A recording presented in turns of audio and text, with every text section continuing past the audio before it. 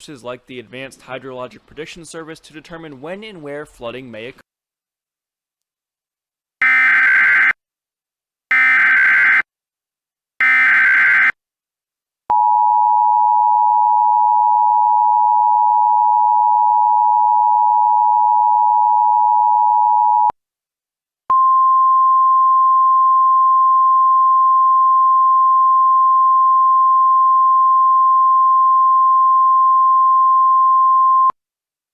The following message is transmitted at the request of the Montana Department of Justice. An Amber Alert has been issued for Malachi Talley. Malachi is a 1-year-old boy, black and Native American, approximately 2 feet tall and 25 pounds. He has brown eyes and curly dark brown hair. Malachi was last seen wearing a white or gray Onesi.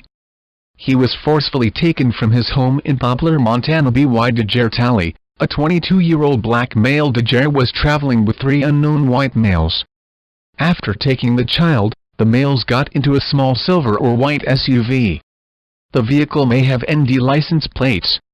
All males are possibly intoxicated and DeJare is armed with a baseball bat. Unknown direction of travel, but they may head towards Willistown, North Dakota.